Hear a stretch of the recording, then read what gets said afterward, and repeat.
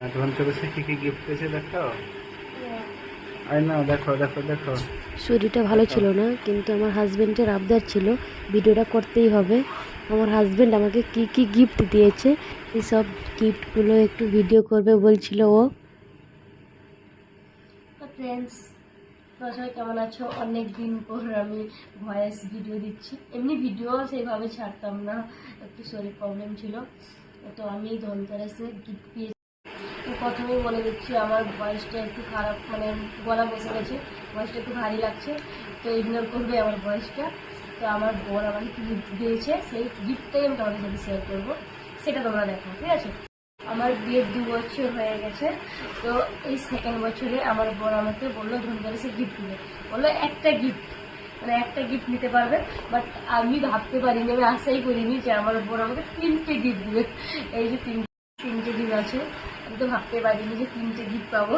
আমার বোন বলে নিয়ে গেছিলো যে একটা গিফট নেওয়ার জন্য, তো 3টে নিজে থেকে নিয়ে গেছে। এর মধ্যে রিং আছে, রিং এটা, আর এটা আমার সেকেন্ড গিফট।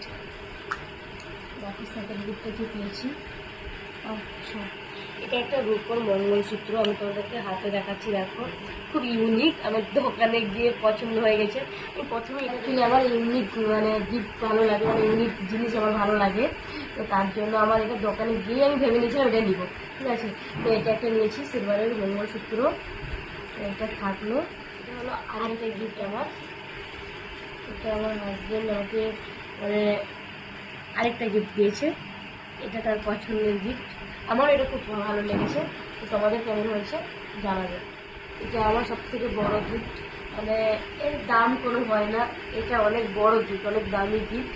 এটা ফার্স্ট টাইম এরকম গিফট পেয়েছি, সোনার দোকান থেকে এটা পেয়েছি। সোনার দোকানে আমাকে এর উপর গিফট দিয়েছে মা লক্ষ্মী আর বংশু। তো আমার সব গিফটগুলো কেমন হয়েছে কমেন্ট করে অবশ্যই জানাবে।